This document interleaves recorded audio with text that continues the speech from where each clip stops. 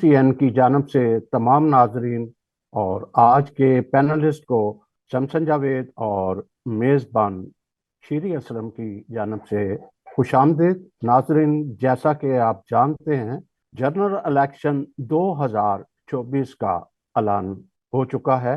इंतखाबी मुहिम, corner meeting, टिकटों की तकसीम का सिलसिला शुरू है। अकलियतों के लिए मखसूस नशिस्तों के लिए भी अकलियती उम्मीदवार कतार में लगे हैं। कुछ ने पार्टी टिकट हासिल कर लिए हैं। कुछ आज़ाद उम्मीदवार इलेक्शन लड़ने के लिए तैयार हैं। नाज़रीन को कि हमें वोट देने का हक दिया गया है, मगर हम उन्हें वोट नहीं दे सकते जो असम्बलियों में हमारी नुमाइंदगी करते हैं। यही वजह है कि हमारे अक़लियती नुमाइंदों का हकूमती अमूर में कोई किरदार नहीं।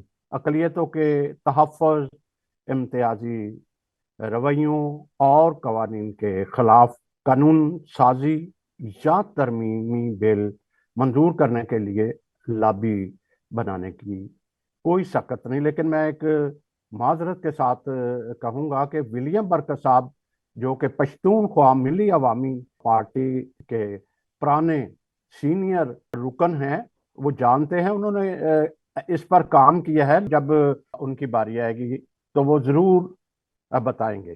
तो मैं कर रहा था कि चूंकि वो कानून साजी में या इम्तियाजी कवानीन, या आपने जो देखा कि JTI और उसमें कोई ख़ास रोल अदा नहीं कर सके साबका।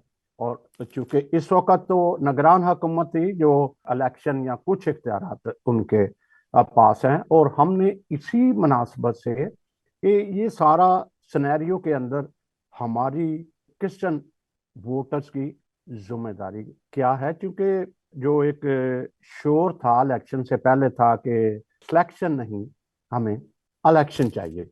ये तकरीबन 2000 की बात है। जब जनरल मुशर्रफ ने हैंड ओवर किया तो उन्होंने अपने एग्जेक्टिव ऑर्डर के साथ जुदागाना इलेक्शन जो है वो खत्म कर दिए। और मैं फिर ये इसलिए बता रहा हूँ बार बार कि विलियम बर्कर साहब का नाम ले रहा हूँ कि क्योंकि ये सारे प्रोसेस से, सारे एक्सपीरियंस से गुजर चुके हैं कि जुदागाना इलेक्शन कैसे थे, मखलूत इलेक्शन किस तरह थे। तो इस हवाले से आज ये मेहमान भी हैं, मैं इनका तारफ भी कराता जाऊं कि इनका विलियम बरकत साहब हमारे सीनियर सियासतदान हैं, सूबा बलूचिस्तान कोयटा से, जो पश्तूनख्वा मिली पार्टी के रुकन हैं। वो MP भी रह चुके हैं और उनका एक काफ़ी बैकग्राउंड है। और इनके साथ हमारे मंजूर अंथनी साहब हैं, जो समाजी और सियासी कारकुन भी हैं, काफ़ी इनकी खिदमात भी है, वो साथ बताते रहेंगे। फिर हमारे साथ याकूब शरीफ साहब हैं, जो कि मिनार्टी पीपल्स अलायंस के बानी चेयरमैन भी हैं। इनकी एक वोट को इज्जत दो का नारा भी है, और काउंसलर भी रह चुके हैं और काफ़ी एक्सपीरियंस भी है। शीरी असलम, जैसे कि आप सब इन्हें जानते हैं, खुद भी एक्टिविस्ट हैं और उनका एक काम भी बड़ा है। सियासी कारकुन भी थी, लेकिन कुछ वजूहात से फिलहाल इस वक्त सोशल वर्क पर इन्होंने ज़्यादा जोर दिया हुआ है। तो मैं अब शुक्रिया के साथ श्री असलम साहबा के सपोर्ट करता हूँ बाकी सारा प्रोग्राम, और एक दफ़ा फिर आप सबको शुक्रिया अदा करूँगा। हमारे साथ मिनार्टी पीपल्स अलायंस के एक और ऑर्गेनाइजर रुकन भी हैं, वो जब आएंगे तो उनसे बात करेंगे। बहुत शुक्रिया श्री असलम साहबा। जी, मेरी तरफ से तमाम काबिल मोहतरम और इज्जत लोगों को सलाम अर्ज़ है। और मैं आप सबका बड़ा शुक्रिया अदा करती हूँ कि आप लोगों ने अपने कीमती टाइम में से आज अपनी कम्युनिटी के लिए टाइम निकाला। और जैसा कि एक ब्रीफली तारफ हो चुका है हमारे मेहमानों का, और आप सारे जानते हैं कि एक इलेक्शन फीवर सब में चल रहा है पूरे पाकिस्तान में। और मैं समझती हूँ कि आज की जो सीटिंग है ये हमारे लिए एक पाथ होगी, ये हमारे लिए एक गेट होगा कि हमें या हमारे लीडरान को क्या करना है जब इलेक्शन सर पर है। तो आज हमारे पास बहुत बेहतरीन गेस्ट मौजूद हैं, और मेरा क्वेश्चन होगा विलियम बरकत साहब से कि ये जो अभी इलेक्शन होने जा रहे हैं सर, तो आप क्या समझते हैं हमारे जो मिनॉरिटी विंग्स हैं या मिनॉरिटीज के जो जितने भी हमारे जो एमएनए एमपीएस है जिन्होंने पहले किया और अभी शायद वही चेहरे सामने आए, तो मैं आपसे सिर्फ ये पूछना चाहती हूँ कि आपकी स्ट्रेटेजी क्या होगी अपनी कौम के लिए, अपने लोगों के लिए, और एक सियासी लाया अमल जो आपने बनाया है वो आपके पास उसका कोई होगा रोड मैप, तो आप काइंडली हमसे शेयर करें। सबसे पहले तो मैं शुक्रिया अदा करता हूँ सैमसन जावेद साहब का, मेरी पश्तून बहन शीरीन असलम साहिबा, एंथनी साहब और याकूब साहब। मैं उम्मीद करता हूँ कि आज की हमारी ये नशिस्त सुनने वालों के लिए, देखने वालों के लिए एक मुस्बत नतीजा अक्स करने में मददगार साबित होगी। जहाँ तक इलेक्शन के बारे में है, मैं अपने खिते यानी बलूचिस्तान के बारे में कुछ हकायक उस पर मैं कहूँगा कि हमारा ये खिता जो है, इसमें इलेक्शन से ज्यादा इलेक्टेबल जो हैं उन पर हर दौर में तवज्जो दी गई, क्योंकि एक कबायली मुआशरा है। तो खसूसन जो बलोच बेल्ट है, वहाँ जो इलेक्टेबल्स हैं, वो उनके लोग जो हैं, वो उनका जो भी सरबरा बलोच होगा वो उसी को वोट देंगे। अगर कोई काम हो या ना हो उसकी उन्हें कोई खास जरूरत नहीं है। लेकिन पश्तून बेल्ट जो है उसमें ये तजाद फर्क है। यहाँ पर इस किस्म का निज़ाम नहीं है।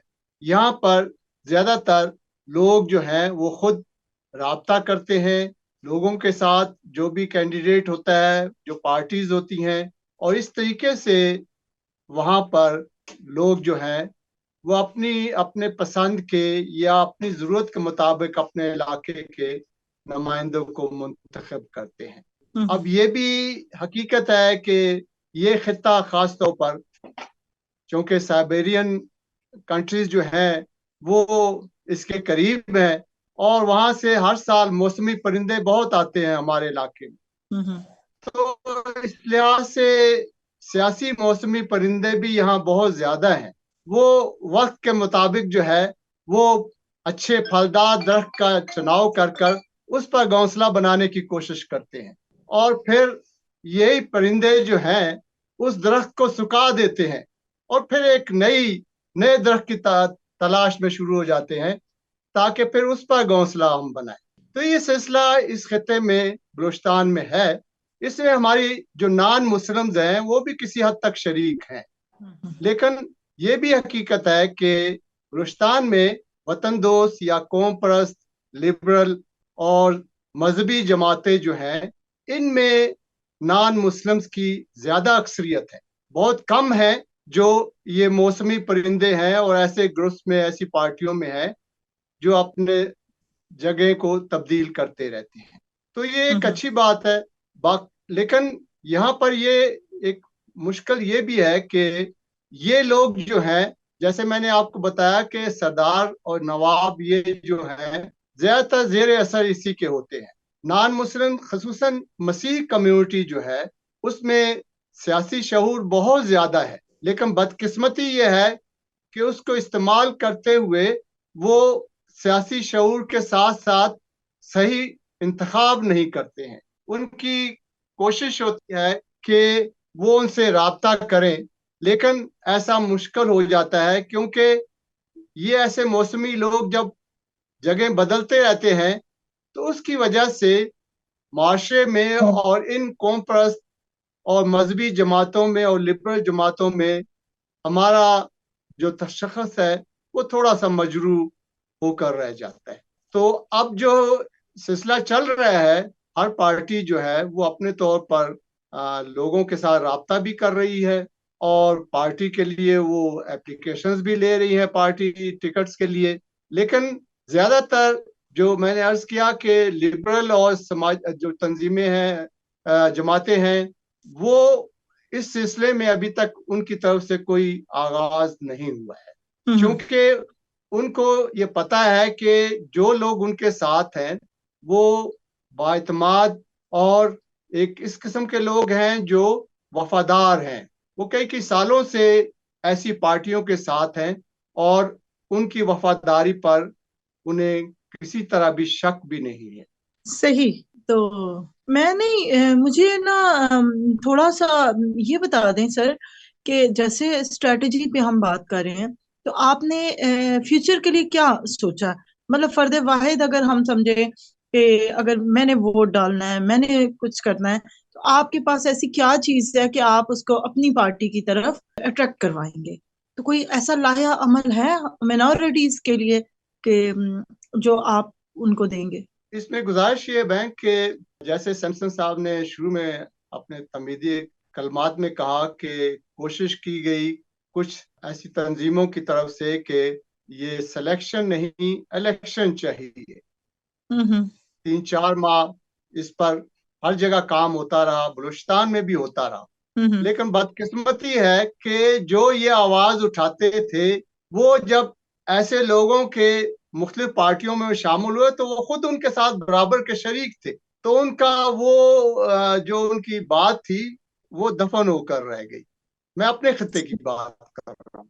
तो इस लिहाज से हर पार्टी जो उसने कारकर्दगी की है, जिस तरह से उनका लोगों के साथ एक राब्ता है, वो हम्म अपने तौर पर लोगों से वोट की कोशिश करेगी और बाशऊर जो वोटर है वो देखेगा कि उनके उनकी जमात के लिए, उनके लोगों के लिए, हमारी कम्युनिटी के लिए कौन सी जमात का मंशूर बेहतर है, वो उस लिहाज से उसके हक में वोट डालें। सही। तो मतलब अभी तक आपने कोई ऐसी स्ट्रेटेजी प्लान नहीं की, मैं ये समझूं? जी बहन, मैंने अर्ज किया ना कि इस पर कोशिश चंद तंजीमों की तरफ से की गई, लेकिन उनकी हम्म, कोशिश रायगा गई क्योंकि इसके ऊपर कोई अमली इकदाम वो नहीं कर सके। ना ही इसमें अच्छा। हमारे जो मजहबी रहनुमा है उन्होंने कोई किरदार अदा किया, ना ही जो सियासी लोग थे उनके साथ उनकी कोई इस किस्म की नशिस्त हुई जिससे हम्म, कोई इसका कोई लाया अमल निकाला जाए। जहां सही। तक मेरे साथी बैठे हैं दोस्त याकूब साहब, उनकी माइनॉरिटी अलायंस है कोयटा में या बलूचिस्तान में, ऐसी ऐसी सियासी जमातें जो हैं उनका इतना ज्यादा असर नहीं है जिसकी वजह से लोगों का रुझान बन नहीं सका। अगर ये कोई चंद साल पहले अगर यहाँ इस किस्म की एक्टिविटीज होती किसी सियासी जमात की तरफ से, हमारी जो मसीह हैं, तो शायद उसका रद्द-ए-अमल कुछ बेहतर होता। मैं चूंकि एक कॉन्फ्रेंस पार्टी से मेरा ताल्लुक है, मैं 23 साल से उनके साथ हूँ। हमारी नजर में हम थोड़ा सा मजहब से हट के बात करते हैं, हम इंसानियत की बात करते हैं। हम में ये अकलियत का लफ्ज नहीं है, हम सबके बुनियादी हकूक की बात करते हैं। लेकिन ये भी है कि जो हमारी मसीही लोग हैं या मसीही लोगों की आबादियां हैं उसको तरजीह देना ये हमारा अवलीन फर्ज है पार्टी में रहते हुए कि उनके मसाइल को हल किया जाए। सही है। ठीक कहा आपने सर। जैसे आपने कहा कि बलूचिस्तान में वो रुझान अभी तक पैदा नहीं हुआ, तो क्या आपकी जो पार्टी है ये सिर्फ बलूचिस्तान तक महदूद है या आगे भी कहीं आप लोगों ने एक्सपेंड किया हुआ है? जी नहीं, बहन, ये हमारी पार्टी जो है आपके खैबर पख्तूनख्वा में भी है, हम्म। सिंध में भी है और ओके। पंजाब में भी है।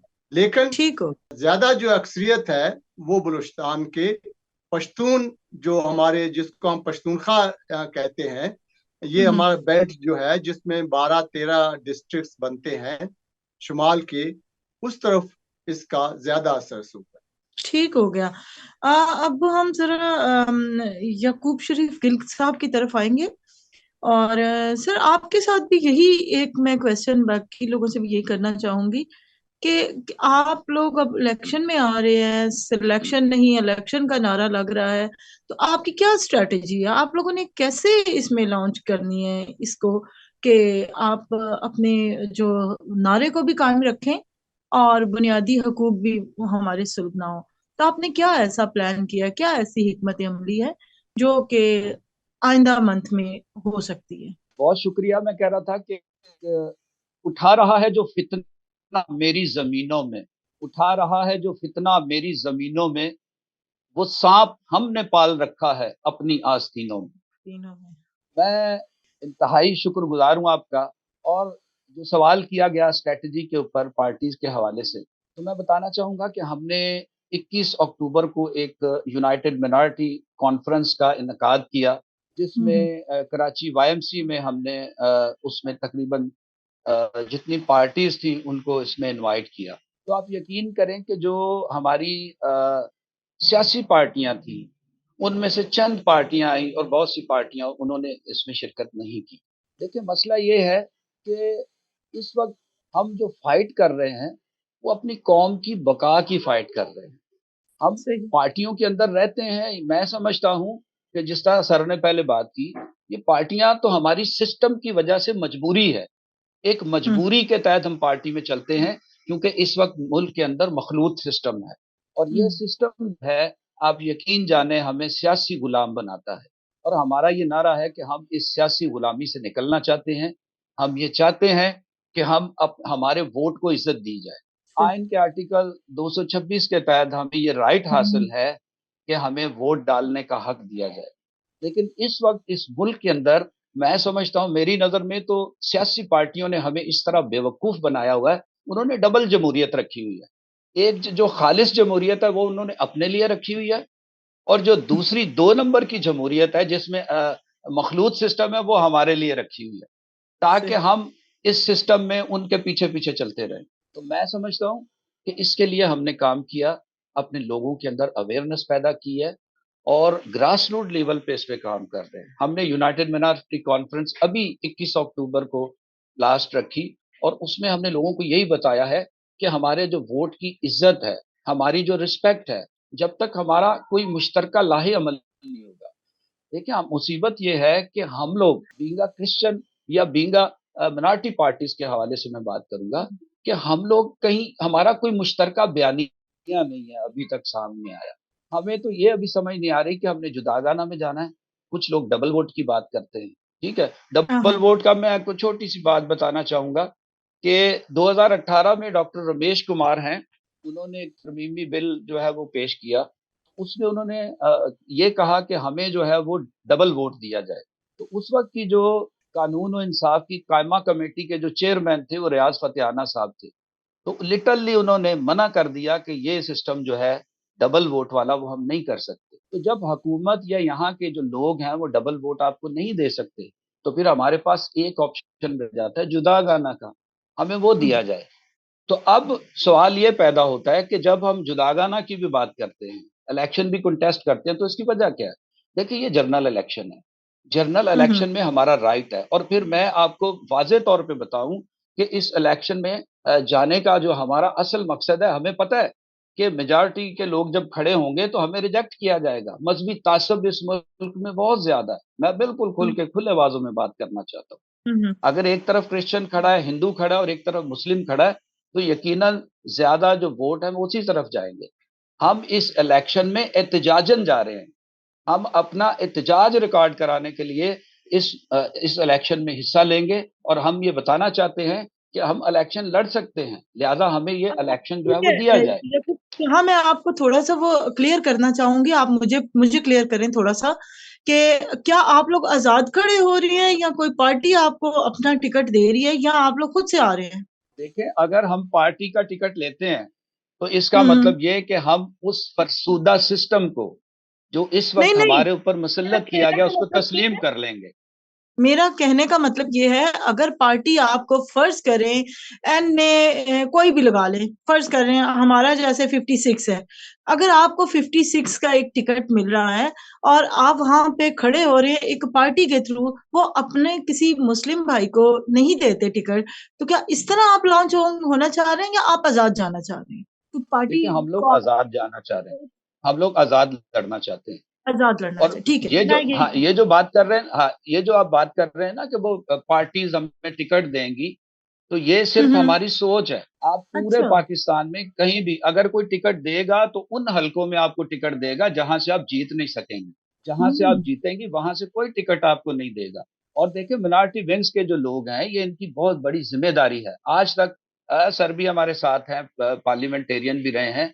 तो मैं माजरत के साथ कहूंगा कि कोई भी, जितने भी लोग जो मुख्तलिफ पार्टीज के साथ चलते हैं, उन्होंने कभी अपनी आने वाली सीट जो 4 साल के बाद आती है, सिलेक्टेड होती है जिसमें, उसकी डर की वजह से वो जुदागाना पे बात ही नहीं करते, अपने राइट के लिए बात नहीं करते। सही। ठीक है। तो मैं ये रिक्वेस्ट करूंगा आपके इस प्लेटफॉर्म से कि हमारे जितने विंग्स हैं वो कम से कम जो अपना डर है वो खत्म करें और उनसे बात हाँ, करें कि हमें राइट दिया जाए। क्योंकि जब एग्जैक्टली। तक हम भूलेंगे नहीं, जब तक हम अपना डर खत्म नहीं करेंगे, तो हमारे फैसले कोई और करेगा। वक्त आ गया कि हम अपने फैसले खुद करें। तो उसके हाँ लिए जी, जरूरी है बिल्कुल। हम अपनी स्ट्रैटेजी बनाएं। हमने अपने लोगों को तैयार किया है ग्रास रूट लेवल पे। हमने मुख्तलिफ जो हमारे चर्चेज है उनमें बात की है। मैंने आपको बताया ना कि हमने हाल ही में एक बहुत बड़ा कॉन्फ्रेंस का इनकाद किया और उसमें हमारी मजहबी लीडरशिप, सियासी, समाजी सारे लोग शामिल थे और वहां हमने ये बात की है। देखिए, इस वक्त ये जो सिस्टम मौजूद है इस वक्त, ये बिल्कुल ऐसे ही है। अगर आपको थोड़ी पता हो, जैसे इस्लाम में एक सिस्टम है जिम्मी सिस्टम। तो जी। जिम्मी सिस्टम में ये होता है कि आपके राइट कोई नहीं होते उसमें। तो ये जो मखलूत सिस्टम है ये जिम्मी सिस्टम है।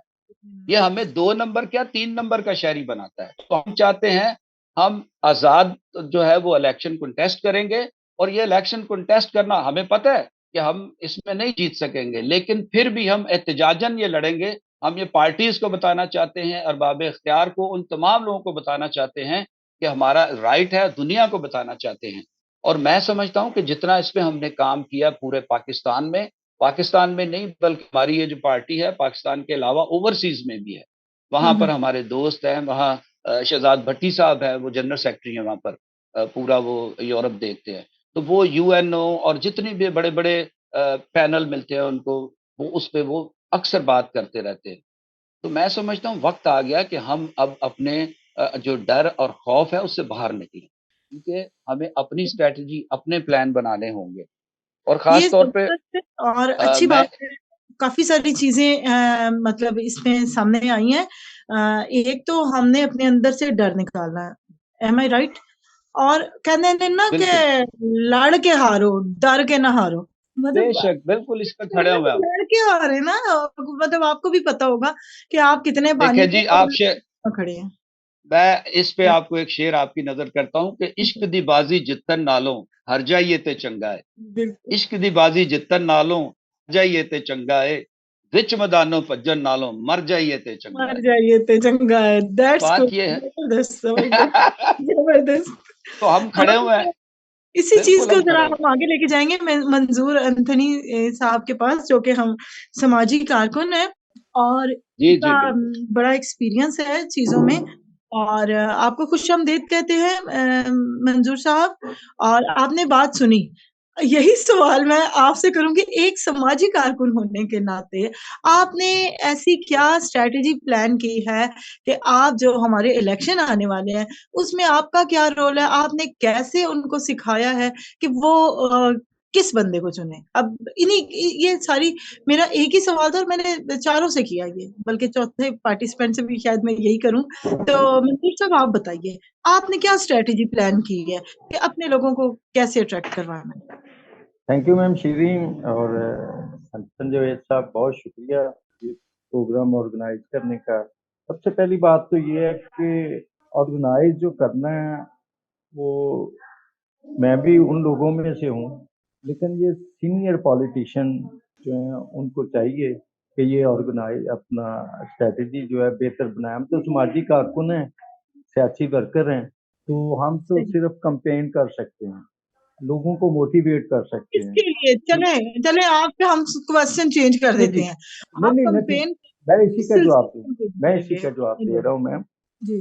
कि हमने तो पहली बात तो ये है कि जो ये सिलेक्शन सिस्टम था ये टेम्परेरी था जो मुशर्रफ हम्म। साहब ने बनाया, लेकिन हमने इसको ऐसा वो जफा डाला कि हम इसमें परमानेंट जो है इसको अडॉप्ट कर लिया, मान भी लिया।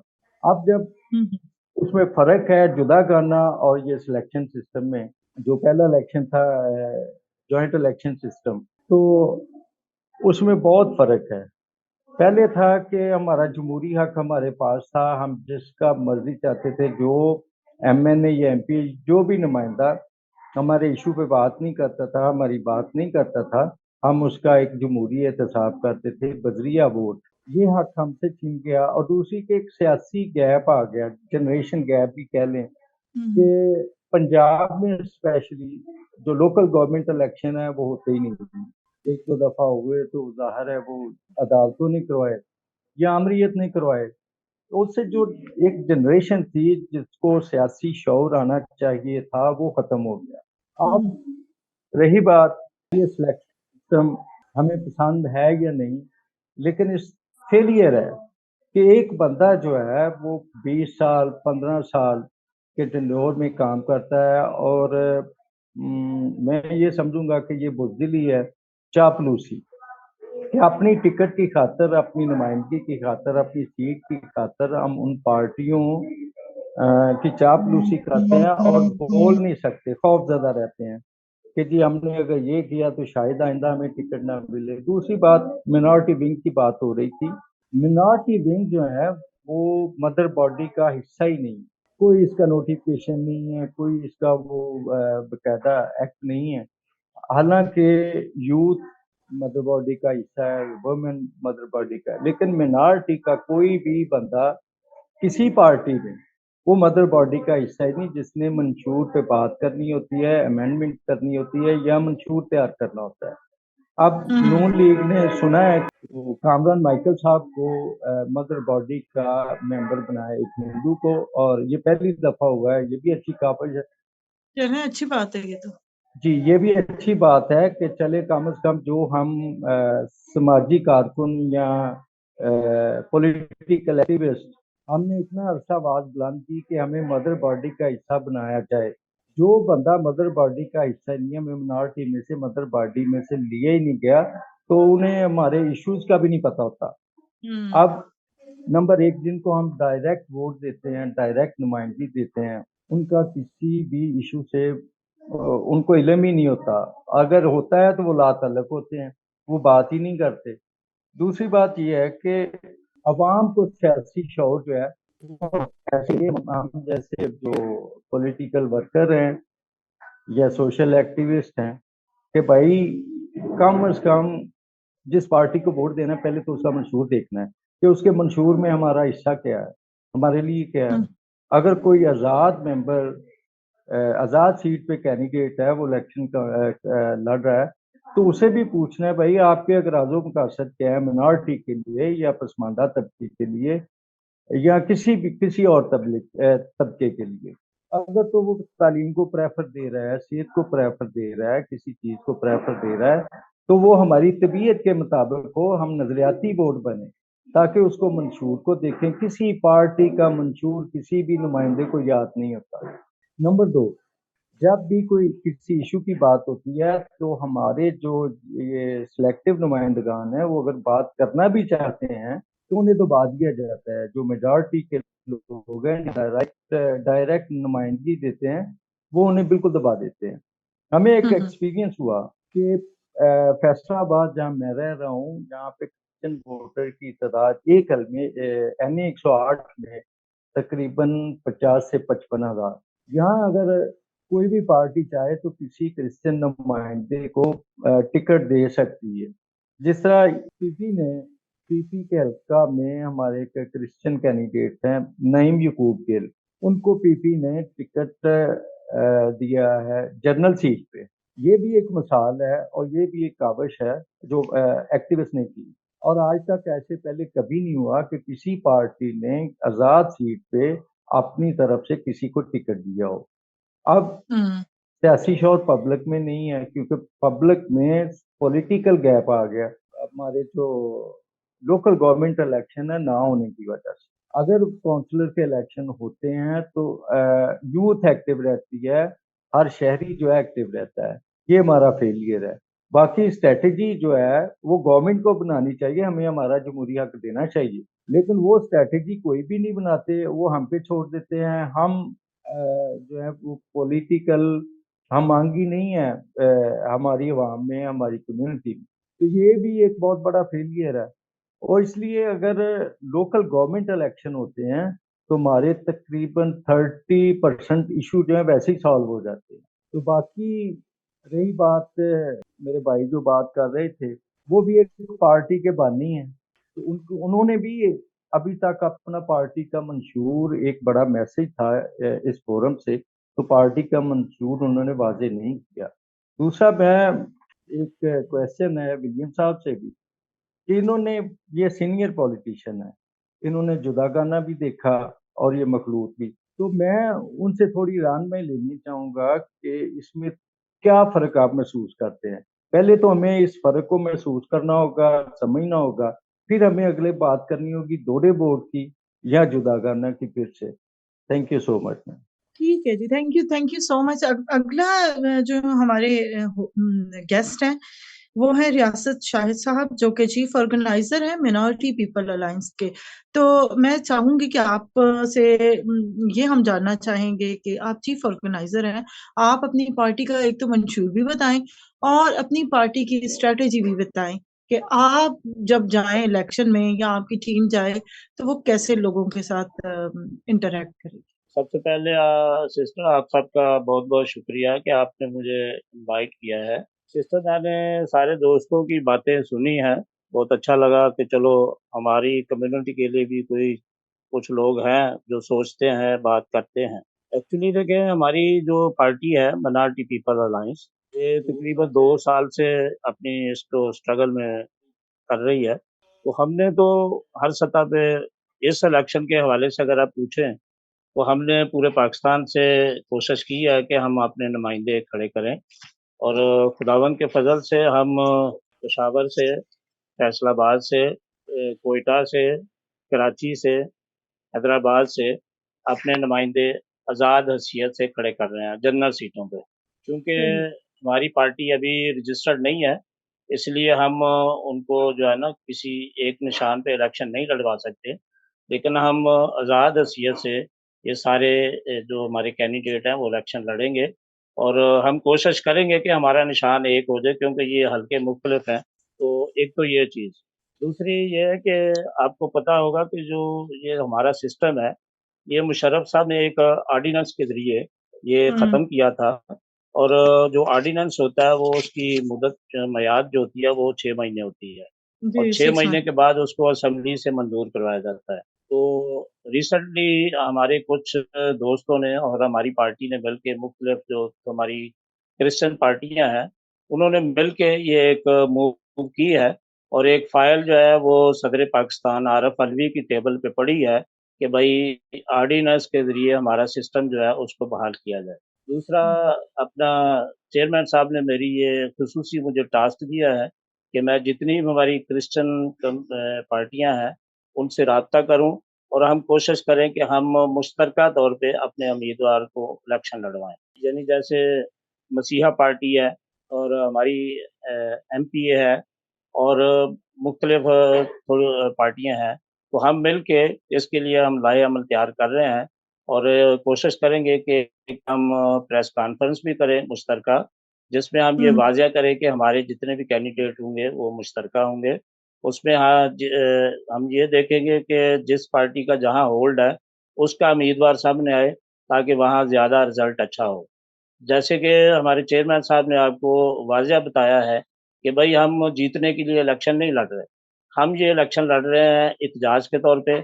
हम ये अपना एहतजाज रिकॉर्ड करवा रहे हैं कि हम इलेक्शन जो हमें वोट मिलेंगे, मैं एक टेक्निकल बात करना चाह रहा हूँ। जैसे फ़र्ज़ करें ये हमारा ईसा नगरी है, ईसा नगरी का हल्का है कराची का, तो यहाँ पे तकरीबन 10,000 वोट है क्रिश्चियन के, और 10,000 तो कास्ट नहीं होंगे, उसमें 5,000 कास्ट होंगे। तो 5,000 में से अगर हमने 3,000 या 3,500 ले लिए, तो हमने तो देखे 60-70% लिए वोट अपनी कम्युनिटी के। तो 60-70% का ये रिजल्ट हमें सामने आ गया कि 60-70% हमारी कम्युनिटी चाहती है कि हम हमारा सिस्टम जो है जो जुदागा ना हो।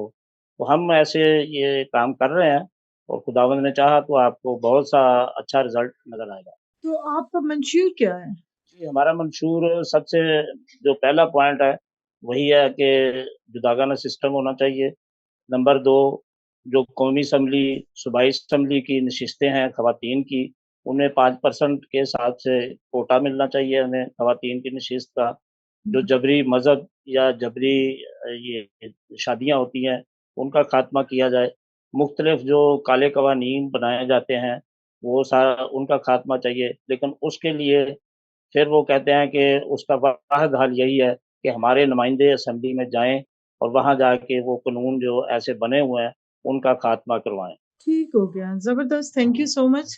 और अभी हम जाएंगे विलियम बरकत साहब की तरफ। और सर आपसे एक चीज शेयर करनी, जैसे अभी इन्होंने बताया कि इन्होंने आजाद लोग खड़े किए हैं। अब जैसे जहाँ पे हमारी ज्यादा आबादी है, और मेरे ख्याल में ये बड़ा अच्छा एक अमल था अगर हमारे सियासी लीडर इस पे बैठ के बात करते, जैसे यहोनाबाद है, फैसलाबाद के काफी सारे एरिया है जिसमें मिनॉरिटीज की आबादी बहुत ज्यादा है। तो वहां पे अपनी अपनी वो टीम को कहते हैं या अपनी पार्टी को कहते हैं कि यहाँ से हमें खड़ा कर दिया जाए, यहाँ से क्रिश्चियंस को जैसे फर्ज करें पीपल्स पार्टी है वो एक सीट दे दे, या कोई भी अपना टिकट दे सकता था, कोई भी पार्टी। तो आप लोगों ने क्या ऐसी कोशिश की कि आप लोगों की इस तरह सीटें भी बढ़ती? क्योंकि जो उन्होंने आना है रिजर्व सीट पे वो तो आएंगे। और अभी ये सारी चीजें तो इलेक्शन भी, बेशक हम जो भी नारा लगाएं, इलेक्शन नहीं सिलेक्शन, सिलेक्शन नहीं इलेक्शन, जो भी हम लगा रहे हैं नारा हमारे अपने मतलब उसके मुताबिक है। तो मुझे मुझे सिर्फ ये क्लियर करें सर कि आप लोगों ने अपनी पार्टी को नहीं कहा कि ऐसे एरियाज में से वो टिकट दे। आपकी पंजाब में भी काम कर रही है पार्टी, यहोनाबाद से आप किसी को खड़ा कर दें, आपकी पंजाब में काम कर रही है फैसलाबाद से कर दे, पेशावर के कई इलाके ऐसे हैं, कराची के कई इलाके ऐसे हैं, तो आपने अपनी टीम को ये मशवरा नहीं दिया? शुक्रिया बहन, आपकी बात बहुत अच्छी है। इससे पहले मैं एंथनी साहब की बात का जवाब देना चाहूंगा। उन्होंने कहा था कि मैं बताऊं इस सिलसिले में जुदागाना और अभी जो मखलूत है इसमें क्या फर्क क्या है। तो बदकिस्मती है कि ये दोनों निज़ाम जो है एक आमर लोगों ने हमें दिए, कोई जमहूरी हुकूमत ने ये निज़ाम नहीं दिया।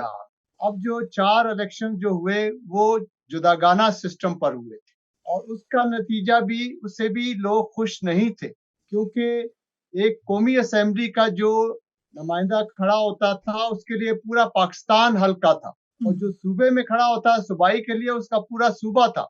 ये एक नाइंसाफी है कि एक मुस्लिम कैंडिडेट के सामने जिसका छोटा सा हल्का है वो कैसा मुकाबला कर सकता है। तो ये बहुत बड़ी नाइंसाफी उसमें भी थी, जिसकी वजह से वो इतना कामयाब नहीं हुआ। बल्कि हमारे खास तौर पर खित्ते में जो पंजाब से एमएनए बनते थे वो कभी बलूचिस्तान आते ही नहीं थे, क्योंकि उनको जरूरत नहीं थी यहाँ आने की, वो वहीं से वोट लेते थे। तो ये बहुत सारी कमजोरियां उस सिस्टम में भी थी। और ये जो सिस्टम आया मखलूत का, इसमें सबसे बड़ी बात ये है कि जो भी पार्टीज जो फेडरल गवर्नमेंट की पार्टियां हैं, फेडरल लेवल की पार्टियां हैं, या उनके साथ जो इल्हाक करती हैं सूबे की पार्टियां, उनका ये फर्ज बनता है कि वो उन पार्टीज को जिनकी कौमी असेंबली में अक्सरियत होती है उनके साथ मिलकर इस निज़ाम को तब्दील करें, क्योंकि ये तब्दीली जो आएगी वो कौमी असेंबली के पास करदा कानून के जरिए से आएगी। लेकिन बदकिस्मती से इस पर कोई काम नहीं हुआ है। जो भी कौमी असेंबली के हमारे मेंबर रहे हैं, अगर एक आध आवाज उठाता है तो उसके लिए उसको लॉबी बनानी पड़ती है। जब तक उसकी लॉबी नहीं बनेगी तो वो उसकी आवाज जो है वो इतनी जोरावर नहीं होगी। तो इसलिए जरूरी ये है कि जो भी कैंडिडेट इन पार्टियों में है, जैसे एक साथी ने कहा कामरान माइकल का, बहुत अच्छी बात है। अगर ये सब मिलकर अपनी अपनी पार्टीज में जो भी उनके सरबराह हैं उनको कायल करें कि हमने नेक्स्ट जो गवर्नमेंट आ रही है या नेक्स्ट जो असेंबली आ रही है उसमें हमने इस चीज में कोई, ये मैं यकीन से कहता हूं कि जो भी हेड्स हैं पार्टीज के वो इस चीज को मानते हैं कि ये बहुत बड़ी कमजोरी है।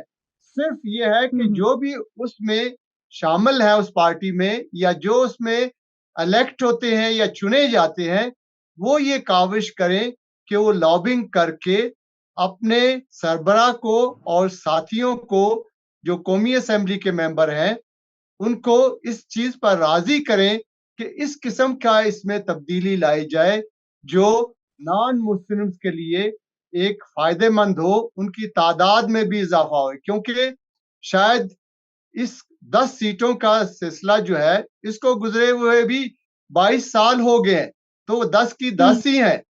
तो इस लिहाज से ये सब चीजें देखनी पड़ेंगी, और ये जो हमारे नुमाइंदे मुख्तलिफ पार्टियों में है, इनकी ये कोशिश होनी चाहिए कि वो अपने सरबराहों को और अपनी पार्टीज के जितने भी बड़े हैं उनको इस चीज में लॉबी करके उनको राजी करें कि वो जो भी फेडरल पार्टीज के साथ इलाक करते हैं वो इस काम को या इस अमेंडमेंट को मंजूर कराने में एक मददगार साबित हो।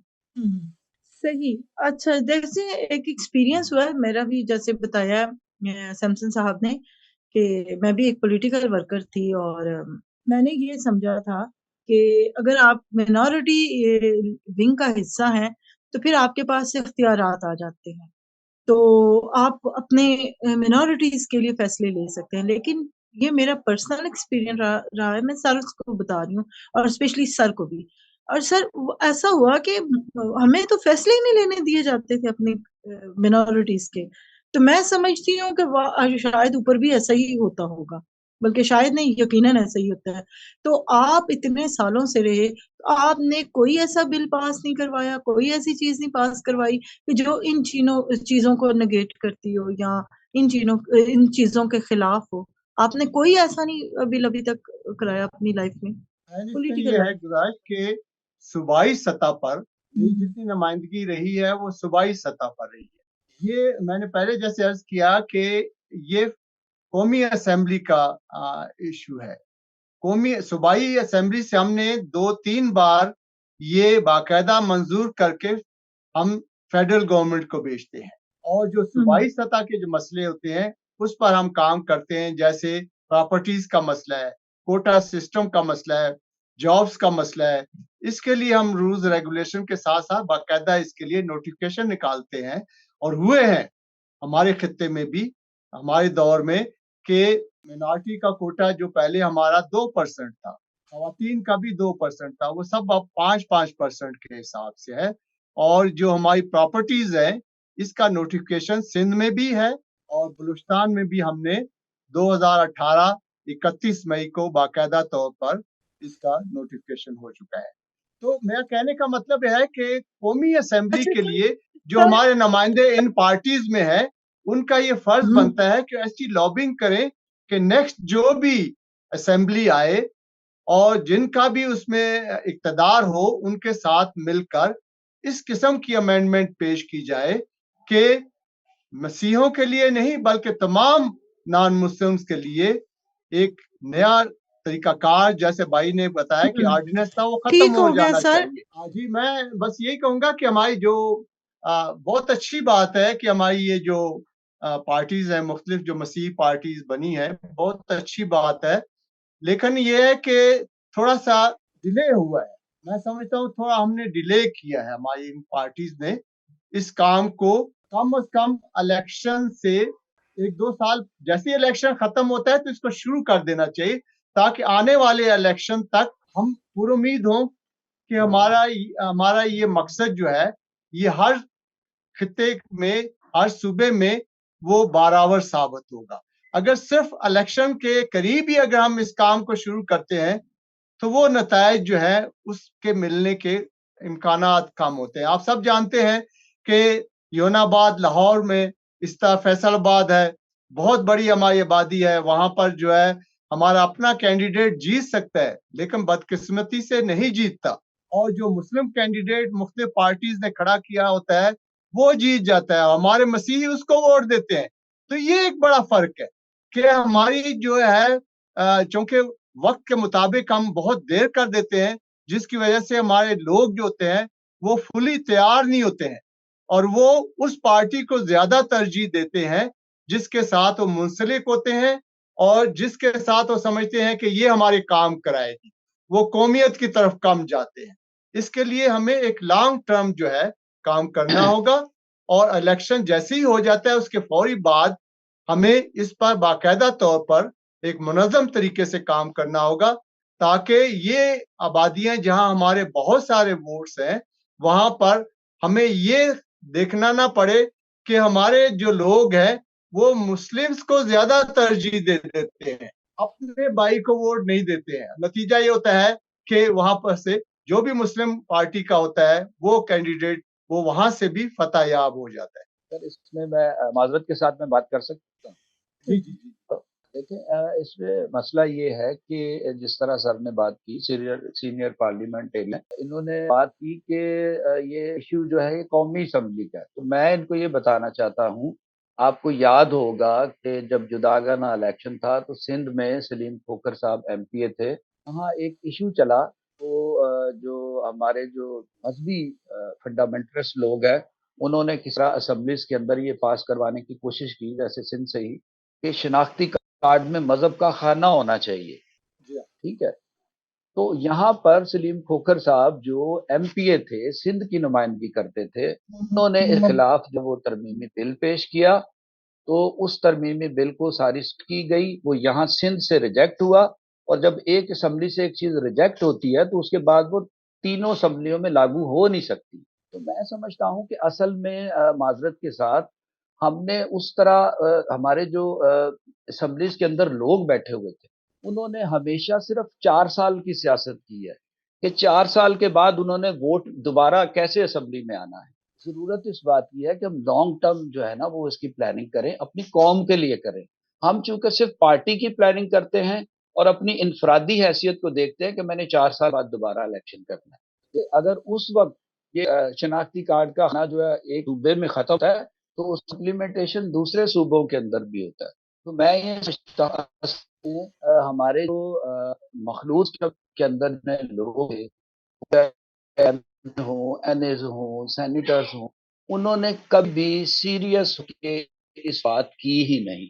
अब ये डर है, खौफ है, या वो सिर्फ अपनी इंफरादी हैसियत को बरकरार रखते हुए इस तरह फैसले लेते हैं। देखिए इस मुल्क में तो हम जैसे 73 का जो आयन है, हम उसको मुतक्का आयन कहते हैं, लेकिन मैं आपको बताना चाहता हूँ कि आयन में अक़लियतों की तो नुमाइंदगी, आयन के अंदर भी छूत छात की बात की गई, मजहबी तासुब की बात की गई, लेकिन आज किसी भी सियासी मजहबी पार्टी ने, समाजी पार्टियों ने कभी भी इस पे बात की नहीं है। और उसका नतीजा ये निकला कि आज ये जो कम उम्र की शादियां हैं, फोर्स कन्वर्जन मैरिजेस हैं, ठीक है, और ये सारी आज हम उनके करने की वजह से आज इसको हम भुगत रहे। तो जरूरत बात की है आज, अब भी अगर मैं नहीं समझता कि इतनी जल्दी अगर हो जाए तो ये किसी मौजे से कम नहीं है, लेकिन अगर नहीं भी होता तो एक दफा फिर जो हमारे सिलेक्टेड लोग होंगे ये उनकी जिम्मेदारी होगी। देखिए मैं और आप जब असेंबली से बाहर बात करते हैं तो उसका इतना वजन नहीं है। आपकी जो बात है जो काउंट होती है वो असेंबली के अंदर है, वो चाहे आप सूबाई असेंबली में बैठे हों या कौमी असेंबली में बैठे हों या आप सेनेट में बैठे हों।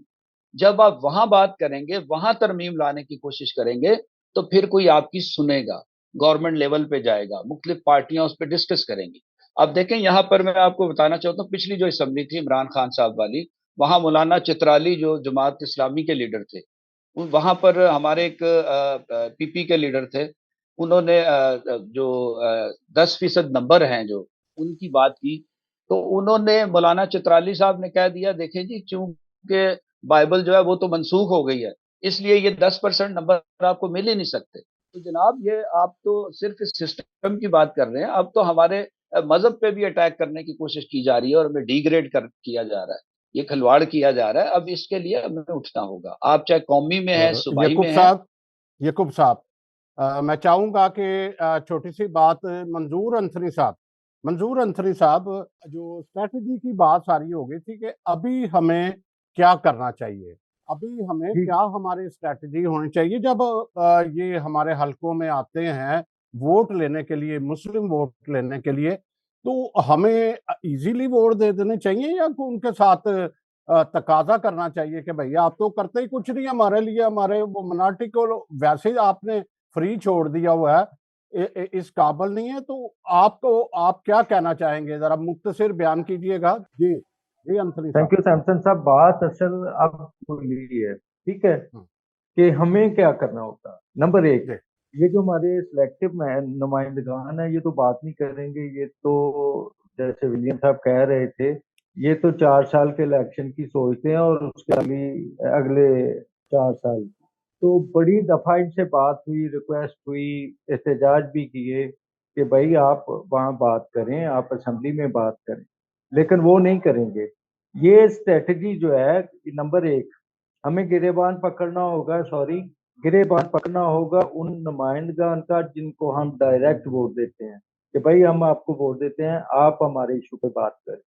दूसरी बात कि पब्लिक प्रेशर जो है, जैसे वो शनाख्ती कार्ड में मजहबी खाना था, उसमें पब्लिक प्रेशर ने बहुत काम किया, पब्लिक की तरफ से बहुत प्रेशर था रियासत को और गवर्नमेंट को। इसी तरह हमें प्रेशर बनाना होगा। ये जो हमारे सीनियर पॉलिटिशियन है या जिनकी छोटी पार्टियां हैं, इनको भी चाहिए कि ये कोशिश करें पब्लिक में आके, पब्लिक को साथ लें, मिनॉरिटी को मोटिवेट करें।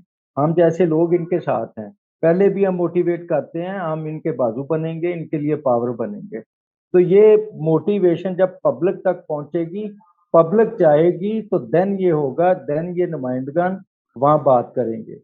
तो इसलिए मेरे ख्याल में इनसे तवक्को रखना जो असेंबली में बैठे हुए हैं, ये हमारी बात करें, ये तो बहुत मुश्किल है। अभी कुछ साल पहले ये एक हलचल हुई थी, रियासत ने कहा था, गवर्नमेंट ने कहा था कि भाई आप अपने अपनी प्रपोजल लिख के दें कि हम इस सिस्टम को चेंज करें। तो हम में सियासी, चूंकि हम मांग ही नहीं है, इसलिए वो जो सिलसिला था वो वहीं पे रुक गया। अब किसी ने भी बात नहीं की। अब जब इलेक्शन आता है तो हम बात करते हैं। एक्चुअली ये तो उस वक्त की बातें हैं जब असेंबली बन चुकी हो, बकायदा को गवर्नमेंट हो, उसमें एहतजाज भी किया जाए, उसमें बिल पेश किए जाए और उसको किसी न किसी तरीके से रिक्वेस्ट की जाए, फोर्स किया जाए, लेटर लिखे जाए, और ये तब होगा। जी मंजूर साहब, बहुत शुक्रिया। यकूब साहब, यकूब साहब, आप मुख्तसिर इस वक्त कम्युनिटी को मैसेज दीजिएगा, मुख्तसिर कोई 1-2 सेकंड में, कि आप क्या कहना चाह रहे हैं, क्या सर अपनी कम्युनिटी को पैगाम देना चाह रहे हैं। जी, मैं अपनी कम्युनिटी को सबसे पहली तो बात ये चाहता हूँ कि ये जो हमारा एक जमूद तारी हुआ है, डर और खौफ की फजा है, उससे अब बात, जब तक हम डरते रहेंगे, हम बात नहीं करेंगे, हमारे फैसले कोई और करेगा। अब जब हम इलेक्शन में जा रहे हैं तो हमें चाहिए कि हमें अपने वोट का इंदराज करें, खास तौर पे जब हम इलेक्शन लड़ने जा रहे हैं। और दूसरा ये है कि हमें जो सियासी पार्टियां हैं वो एक दूसरे के वजूद को तस्लीम करें, एक दूसरे को माने और कोई एक मुश्तरका बयानिया जो है उसके ऊपर खड़े हो जाए, क्योंकि मुश्तरका बयानिया ना होने की वजह से ये सारी गड़बड़ है। तो मेरी ये रिक्वेस्ट है तमाम सियासी पार्टियों से, जो स्पेशली जो बड़ी पार्टियों से बाहर हैं, जो मेजॉरिटी पार्टियों से बाहर हैं, उनसे मैं दरख्वास्त करूंगा और फिर ये कहूंगा कि एक मुश्तरका जो है वो हम प्लेटफॉर्म जो है करें, जिसका हमने मैंने आपको, आपके नॉलेज में ही है कि हमने यूनाइटेड मिनार्टी कॉन्फ्रेंस का भी इनकाद किया। उसका मकसद ही ये था। और मैं ये भी चाहता हूं कि हम अपने जो है वो एक मुश्तरका उम्मीदवार पूरे पाकिस्तान में खड़े करें। जितनी भी हमारी इस वक्त छोटी बड़ी पार्टियां हैं, हम उनसे राब्ते कर रहे हैं, बहुत सी पार्टियों से राब्ते हुए हैं। हम चाहते हैं कि गवर्नमेंट को और अरबाब इख्तियार को टफ टाइम दे, उनको बताएं कि हम इलेक्शन में जाना चाहते हैं, हमारा राइट है, आइन 226 के तहत हम चाहते हैं, क्योंकि ये देखिए ये इंसानी हकूक का मसला है, हमें इलेक्शन से बाहर रखा जा रहा है। जी यकूब साहब आगे चलते हैं। विलियम बरकत साहब, आपका सूबा डिफरेंट है, बिल्कुल डिफरेंट है वहां, लेकिन वहां पे जो मिनार्टी के आपके लीडर्स हैं, सियासतदान हैं, उनकी ज्यादा पूछगीछ होती है बनिस्बत जिसको वोट देते हैं। जी, द मुख्तसिर बस मैसेज दीजिएगा बस। सेंसर साहब, गुजारिश ये है कि जैसे मैंने पहले अर्ज किया कि एक तो हमारी जो सियासी जमातें हैं, जो मसीह हैं, वक्त बहुत गुजर गया है, थोड़ा देर हो गई इस पर। इस वक्त यही है कि हमारे जो भी मसीह नुमाइंदे हैं या जो भी नॉन मुस्लिम्स हैं, वो अपने अपनी पार्टी में हेड्स के साथ ये बाकायदा मुशावरत करें और उन्हें कायल करें कि आने वाली असेंबली में जो भी है, जो अक्सरियत लेते हैं, उनके साथ मिलकर इन कवानीन में तब्दीली लाई जाए। ये जरूरी है। और इसके साथ साथ ये जो हमारी पार्टीज हैं, ये बहुत अच्छी बात है याकूब साहब की कि वो नुमाइंदे खड़े कर रहे हैं। इससे कम एक जो है इनफरादियत नजर आएगी, ये भी अच्छी बात है, ये होना चाहिए।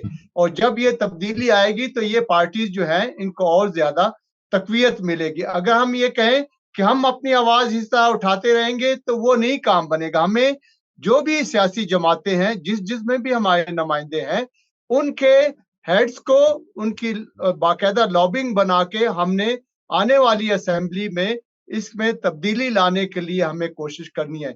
मैं अपनी ये जमात की ये गारंटी देता हूं कि मेरी इस पर बाकायदा बात हुई है कि जब भी ये नई गवर्नमेंट आए, नई असेंबली आए, तो हमारे जो बड़े लीडर हैं वो बाकायदा तौर पर जो भी हुकूमत उस वक्त इख्तिदार में आएगी, असेंबली में हम लॉबिंग करके हम इस सिस्टम में तब्दीली लाने की हर मुमकिन कोशिश करेंगे।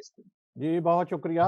रियासत साहब, अगर आप कुछ कहना चाहें। जी, मेरा भी यही मौक़िफ़ है कि हम जो है ना फाइट करें और बजाय हम दूसरी पार्टियों को देखें। हमारी किसी ने बात कोई नहीं करनी, हमने ये 22 साल में आजमा लिया है और देख लिया है, तो हम फाइट कर रहे हैं सर।